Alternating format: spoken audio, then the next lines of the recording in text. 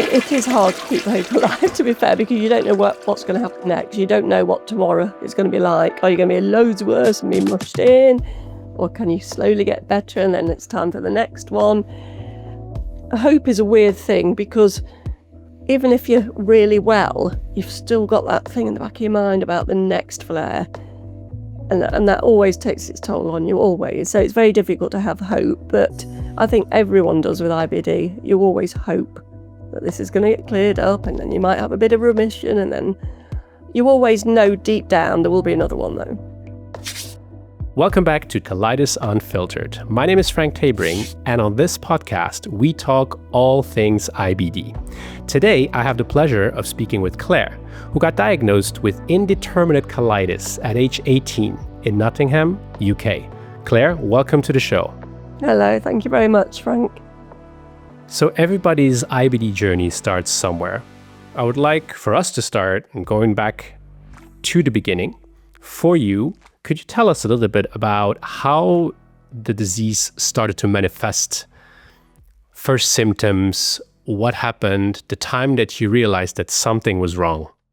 It was quite easy for me actually because mine started like a bang. It was severe straight away and I had to go in hospital at those times. So I know to the day what happened. I'd gone out with some friends. The next day I was going to London to visit my sister. So I had in my bag, I got my purse that had quite a few bits in it, like train tickets, a bit more money than normal. I don't know why I took it out that night, but anyway, I did. And halfway through the night, when I went to the bar to look at my purse, the whole purse had gone out of my bag. And that was my trigger. I still went to London. And while I was in London, I started to feel unwell. I had really bad diarrhea and just felt really ill. And I managed to get myself back home eventually after a few days with my sister. And I started to get a real severe pain on my right side. And I had to have the doctor out. He checked my tummy, pressed down, released and various things. And he thought I had appendicitis. So he thought I had to go to hospital. So I went to hospital and that's when they realised it wasn't appendicitis, it was something else. During that first week, like I say, I was quite young, I think anyway, 18 is quite young still to have anything like this going on. They didn't really tell me much at first. They did various tests. I had a sigmoidoscopy where there's the camera that goes so far up, a barium enema, a barium meal. I had various things like that. I was constantly being sick as well and running to the loo. And he said, I remember him coming to the bed, the junior doctor, and saying, you will have to have an NG tube if you carry on being sick. So that panicked me. At that age, I'd never been to hospital for anything else. And so eventually I kind of wasn't quite so sick. They put me on different tablets and stuff. And then I was on a drip. And I was just generally feeling so unwell. And after that, it was about 10 days in there, they got me on steroids and things started to improve. And it's really weird. When you've been so ill and you suddenly start to improve, it's quite a euphoric feeling. You think, God, I feel better than I ever have kind of feeling. And eventually they said, take these tablets and off you go and we'll do a follow-up. The problem was, what I didn't know, my parents didn't know as well, that I had to stay on these tablets. I thought I was just taking that batch and that was it. So I came off them and did another flare and I was another 10 days in and all those kind of things. So there was a lot of not knowing. There wasn't much information coming from them. Eventually he came to my bedside and said, look, you've got inflammatory bowel disease. Not sure which one you've got. It could be Crohn's or ulcerative colitis. There's a thing called NACC, which at the time was the National Association of Crohn's and Colitis. It's now Crohn's and Colitis UK.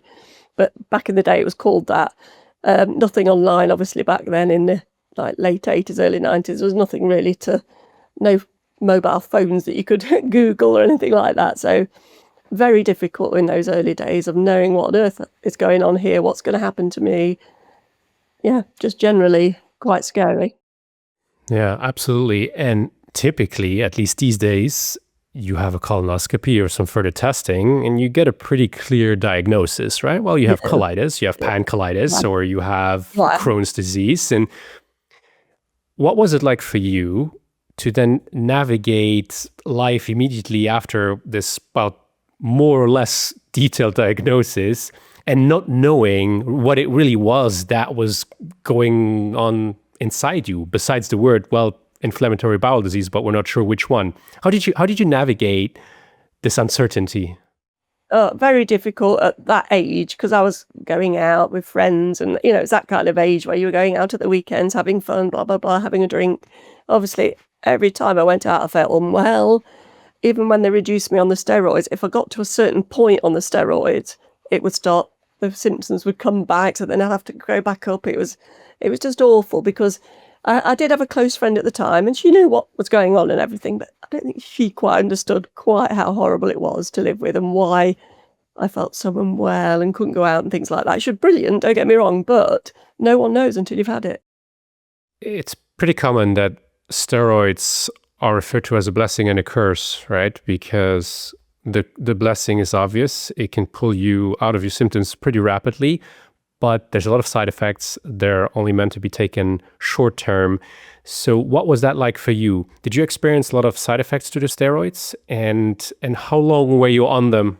Well, because I'd had these flare-ups. The very first one, I was probably on them for quite a few days in the hospital. Then when I came out and flared again, another 10 days, there was another load of intravenous steroids and then onto the oral. And then that happened for a little while until they kind of balanced me out. And I got the moon face. I was starvingly hungry. I had everything in sight and wide awake at night. It was one of those kind of things. But the moon face, oh, yeah. I mean, it does go once you come off them, but yeah, it's unexpected, really. It's very weird. It really is. It really is. So you're on that for a while. How did your IBD journey continue from there on? Take us a little bit through the next weeks, months, even years, because ultimately what I want to get to is to the point in your life where you start to feel better. It did take a little while to feel fully better, because I always had a flare at least once or twice a year that was enough to go on steroids again. They put me on olsalazine, which is one of the mesalazine kind of family, which seemed to help. Then I got married. I got married, I had children and had a flare pretty much just before I was giving birth. So, but yeah, there was lots of difficult times for me, because I ended up being in hospital when my daughter was only 2 and my son was 4. So, they'd come and visit me, and it was horrible because they'd have to go, and it was just awful at that sort of young age, from teens to 20s kind of thing. Regularly having flares and regularly feeling really poorly, but generally improved with steroids again. And it was one of those. I was on and off steroids for many years, probably because back then they didn't really have the biologics weren't around originally. So it was all those kind of things.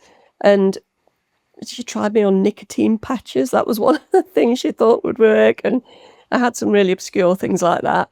And then eventually they put me on azathioprine, which I did feel quite unwell at first, sickly, but then I got into it. And I was absolutely well for 14 years after that with the azathioprine. I'd have the odd little funny thing, but nothing like I was. And it really kept me on an even keel. So as soon as I came off them, a month or 2 later, I was back in a flare. And it was so horrible, because I thought I'd been all this time and now I'm back in this flare, and it was horrible. Having accidents at work and just generally horrible. And then I took time off. It was in December 2015, this was by now, about 10, 11 years ago. And that flare grumbled along, and I started to get worse and worse. Felt a bit bedboundish by the time I'd done. I'd got anal skin tags that were swollen, that they appeared suddenly, and apparently that's a Crohn's thing, which I didn't know. I was very malnourished. The gastroenterologist was okay, but I think they kind of left me more than they did back in the day. Whether it's so busy with the NHS, and I kind of almost disbelieved a little bit, if you like, as to how bad I actually felt. The colonoscopies did show severe flare with ulcers, but it was just left-sided, right up to the under your rib. It was that kind of, but it didn't go all the way around my bowel, but it never cleared, and it became worse and worse. So eventually, after they didn't really listen to me particularly, my husband took me to A&E because I started to not be able to wee.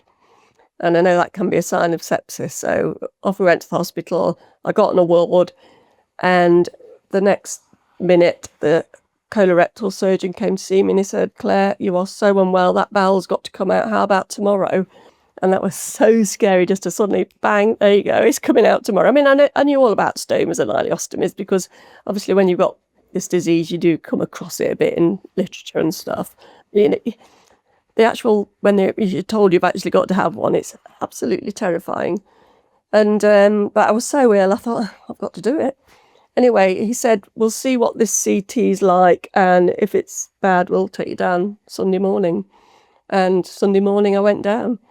And because I'd been so unwell, he said, "We're going to have to do an open surgery. We won't remove the rectum just yet because you're not going to heal very well because you're unwell. We'll do that at a later date." So that's what happened.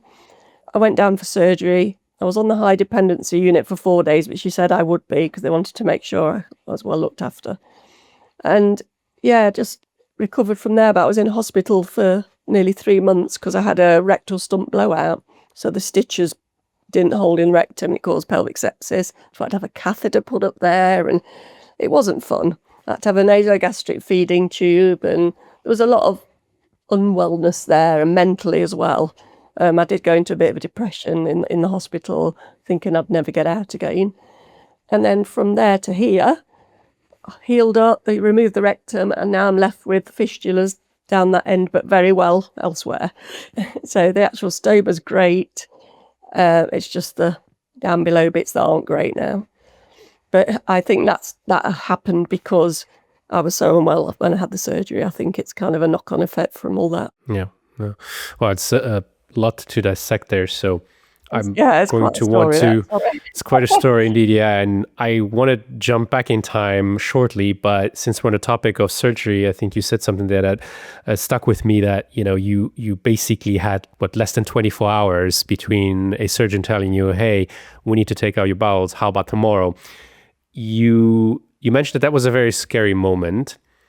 So you only had very limited time to process this. Tell me how you dealt with, first of all, the fear, and then sort of the reality that set in that, hey, in 12 hours, I'll be in surgery. How did you deal with that? How did you prepare to accept what's going to happen to you in that very short amount of time? It was difficult. The stoma nurse came to visit me because at least I had time for her to cite the stoma. So they put a little dot as to where would be best for me. And I chatted to her a little bit about it. And there was a lady next to me in the bed who'd had one. So, I'd got a bit there.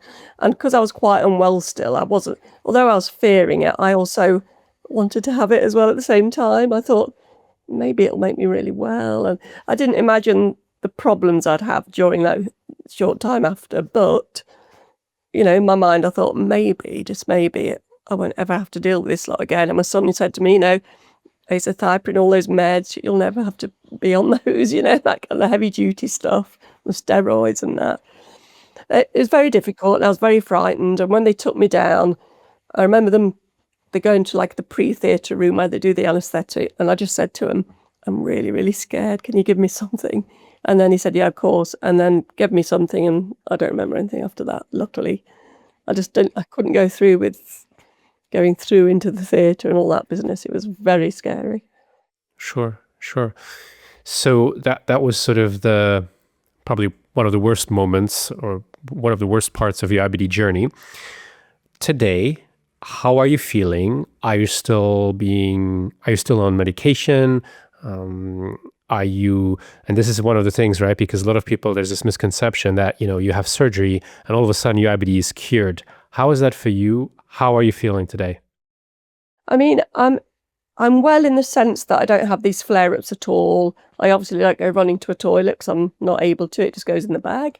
So, and I put quite a bit more weight on than I was. I was very skinny back then because obviously you're unwell and things like that. And the weight just never went on. Now it does. It piles on because you're so well.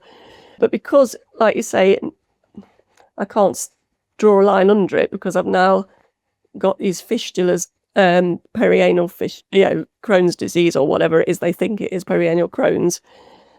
It's never gone. Medication-wise, I'm not really on anything bar the old painkiller for that. But yeah, it's not ended. The story, I can't draw a line under it. I'm not fully well in that respect because it's all connected to me. It's all connected to what happened. So I've still got that to deal with. You were well for about 14 years, you mentioned. Mhm. Then you had a Yeah. big setback, surgery. Yeah. Today, do you feel that you've gotten your life back? If it was just the stoma surgery, I would say absolutely. I think they should consider that more as a option rather than a last resort. That's how I feel about it. I think some people would hugely benefit from it. I know they're scared and everything, but their life will be changed for the good, mostly. If it was just the stoma, I would say, yes, my life is so much better.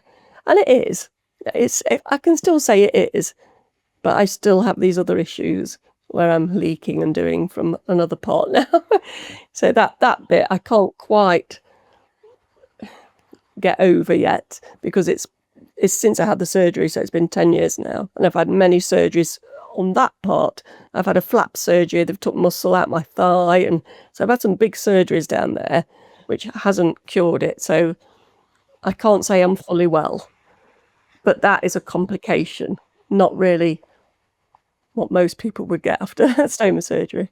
If I wished I'd had it a few months earlier than I did, and I think I'd have recovered quicker and better. So if you focus on the more or less positive, then you say like, that part of your IBD journey, you definitely feel better.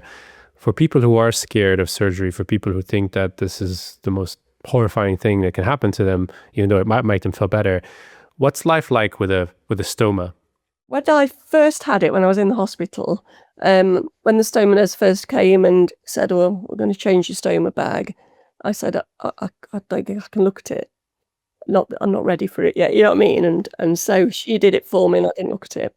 The second time, she said, let's have your husband in and we'll try and see if we can do it together and blah, blah, blah. And I had a quick look at it. It was a bit grim, It's a weird thing to have there. But you just get used to it. It's part of you now. It's so, so weird. You get used to it. The bag's nothing. You have the odd bit of like the odd leak and blah, blah, blah.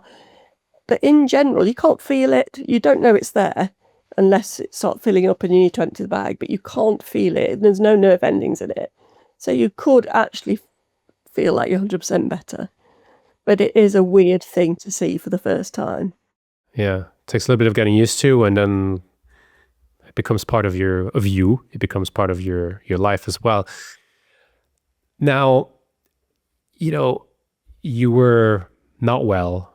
Then you went on the azethytherapy and you were well.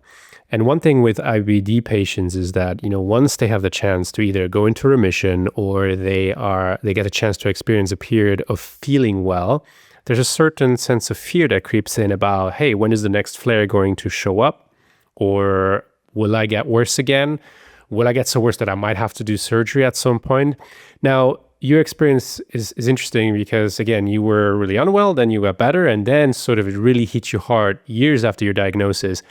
How did you keep hope alive when it just felt that, wow, my body really is working against me now? Gosh, that's a difficult one.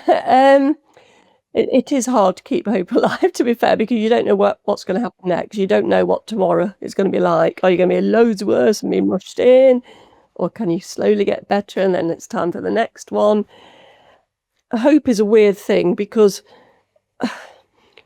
it's a bit, you feel more, I don't want to say depressed, but even if you're really well, you've still got that thing in the back of your mind about the next flare. And that always takes its toll on you, always. So it's very difficult to have hope, but I think everyone does with IBD. You always hope that this is going to get cleared up and then you might have a bit of remission and then you always know deep down there will be another one though. I think, yeah, I always knew I'd have another flare. Even after those 14 years, I never really thought they were gone for good because I'd had so many previously. I thought, there's no way it's gone fully. Right, just didn't believe right. it. Mm. Yeah, absolutely. No, I can see that's a way of thinking that you don't really have a choice but to submit yourself to, because it's a traumatic event, right? Or a series of traumatic events. But before I want to ask you a couple of questions about that part, I want to go back in time. You were diagnosed at a very young age, and one might argue it was a crucial, or it is a crucial age in a human being's life. What was that like for you to not only be diagnosed with, at that point, indeterminate colitis, but to also navigate those crucial years, those end of the teenage years, beginning of your adulthood? What was that like for you? I started with anxiety issues and panic attacks and things like that, and I think it was down to that. In case I had a flare or felt unwell when I was out, but I used to end up carrying, I used to feel sick and actually be sick if I had this anxiety attack. So I'd have to carry like a little bag with me in case I felt sick. And it did actually cause me a few issues. I, planned to go out, be quite excited about it. When it came, I'd start feeling really unwell. And sometimes I'd end up not being able to go. Sometimes I'd go and then be all right once I was there. But I always had this anxiety about going out. And I do think it was probably down to the ulcerative colitis at that age.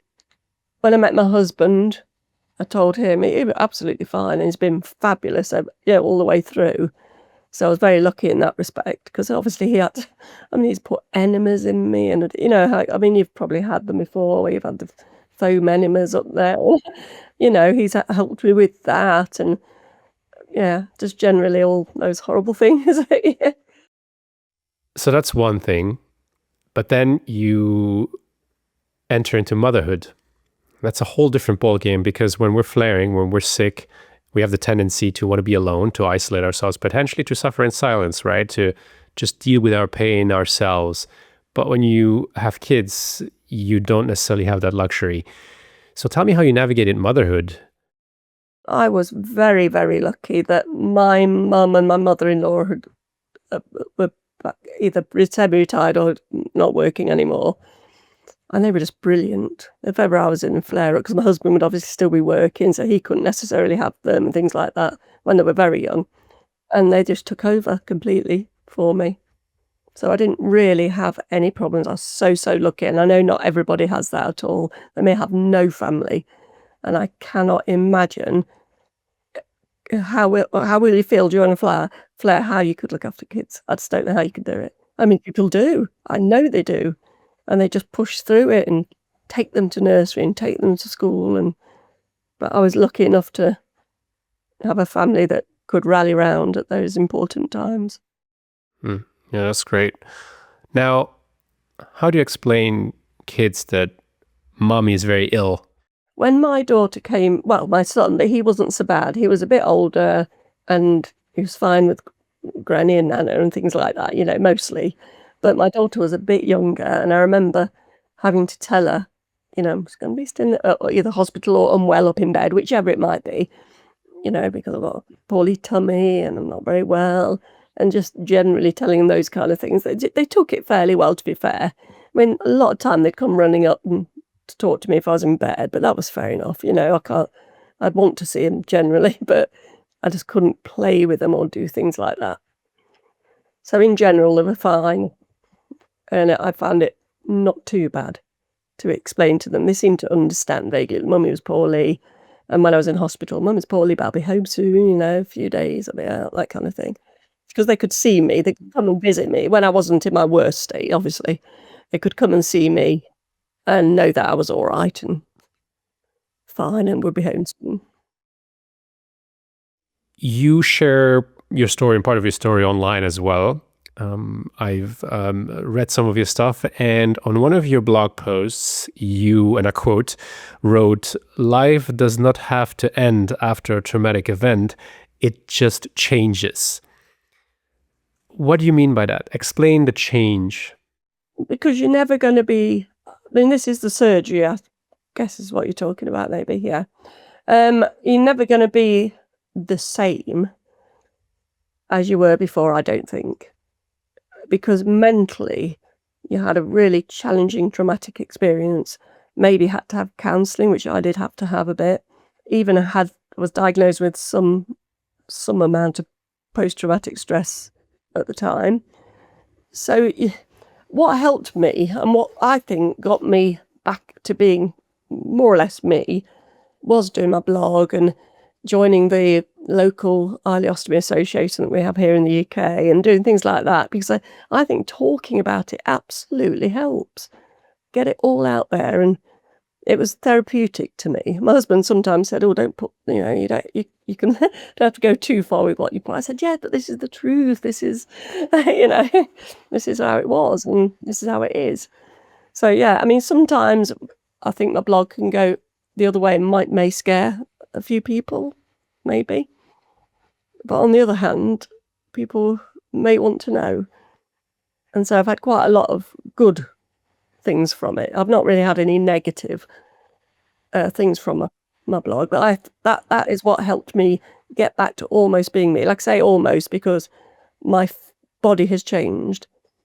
I've always got this bag stuck on me now, and I'm never, ever going to get, unless some miraculous, new medication or something comes along, new surgical skills, it'll always be there. So I am different in that respect.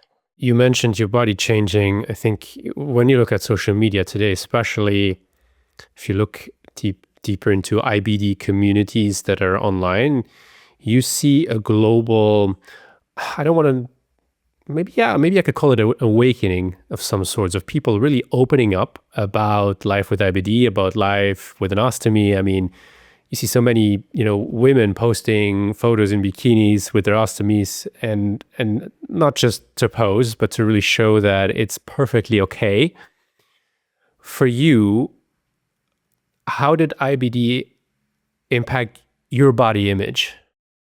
I was very thin because I was unwell quite a bit. So I don't think I would have worn a bikini. I was so thin. But now, having a stoma, I do wear a bikini. It's so weird. And yet I'm much older. I've obviously got parts of my body I don't like anymore because I'm getting older. But I will still wear the bikini. There are times where I might wear one that will cover up, depending on how I feel on the day. I still get the odd bit, people are staring at me kind of days. And other days of, I don't care, they can ask me or not. So I still get that a bit. But I like to see it on social media. It is helping the stigma of having stoma and IBD.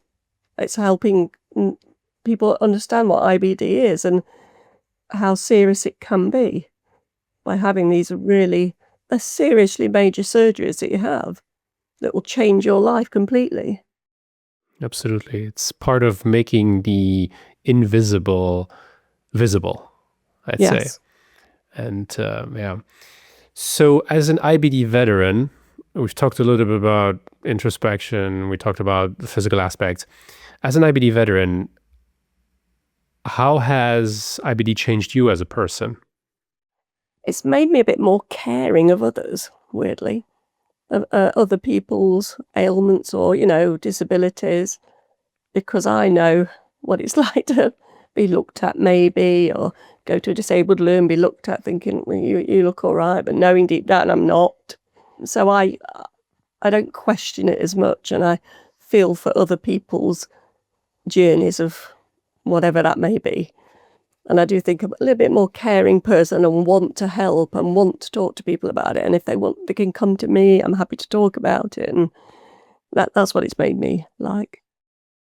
No, that's a very good point. And this actually ties into my next question is, like, we live in an age where you can very easily find out a lot about IBD in a matter of minutes. But I do feel, based on what I see online, on forums, questions that people ask, maybe they've done their research, maybe not. Maybe the research that they've done is not reassuring them. They still ask those questions. And a lot of people don't know how to handle this. They don't know how to deal with this. And one of the things that I keep seeing is that people who are being treated fine, but then maybe the treatments fail, or they just can't seem to escape repetitive flaring, right? Or people that face surgery. I would be interested in hearing from you what kind of advice or message you have for people who are not out of the woods, who are not really certain about where their IBD journey is headed. I would say, because there's so many new things out nowadays. And also, my daughter's just been diagnosed with Crohn's, and they're going to put her straight on to biologics. They go, we don't do any messing, no steroids nowadays, it's straight on that. So there are a lot more things that you can try, and a lot more different biologics even. There will be something, like I say, I flared for a long time until I had azathioprine, which helped me and took me out of my flare. If you cannot get out of a flare, and they've tried every opportunity and everything they can, do not be frightened of the surgery. Get yourself fit and well for that surgery as best you can, and talk to people who've had it and who aren't the ones who kind of say, oh, I had a bit, you get them online that are a bit frightening you and things like that. Go in the ostomy associations, any of these kind of places, and get the real, and they'll show you all the leaflets about what to do to make yourself well enough, what things to eat, what things to, all these kind of things. I would prepare yourself for surgery away in future, just in case it is something, just so you know a bit about it. But know that there are other things, and something may suddenly get you out of that flare. And it could be for years, like me. It could be. I know nobody knows and all this kind of thing, but once you're on the thing that's working, it tends to work for a while. Now, if you could go back in time, and even though the day of the diagnosis was sort of a little bit muddy, right? Because we always go back to this indeterminate colitis, so it was not really clear cut.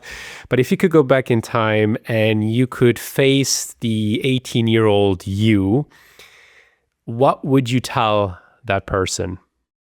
I would tell that person to advocate for yourself.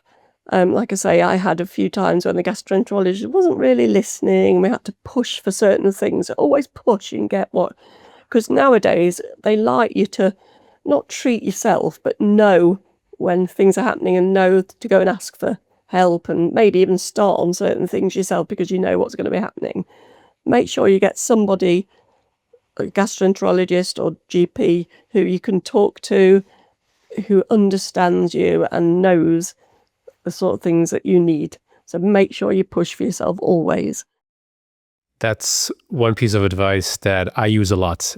And I think it's one of those things that a lot of people actually are scared of, standing up for themselves. I am still shocked to see that there are so many gastroenterologists or doctors who are not proactive, clearly, or who do not inform their patients about IBD enough, don't make them feel comfortable enough, or don't do their part to build trust, right, in their patients. And I really do believe, and again, this is not limited to just IBD, but with IBD specifically, it's such an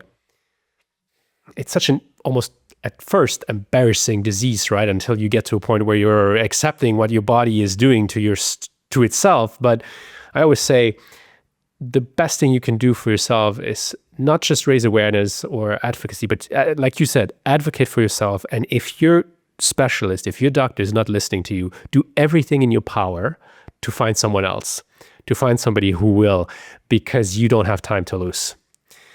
You just don't, right? So this is really resonating with me as well. I'm a perfect example because I lived in the US with my disease. Now I'm living in Europe with IBD, but in both cases, I found somebody that I trusted. And when they told me that they would move hospitals, right, or move clinics, my first question was, can I come with you, right? And so you have to be very, very selfish, and you don't have to be afraid that you're stepping on anybody's toes.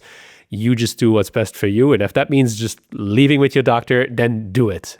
That's all I can say. I've had a similar experience recently because when my fish was all started under Nottingham, I mean, they were great, but they came to a point where they didn't really know what to do next, or at least were giving me options that were very scary at the time.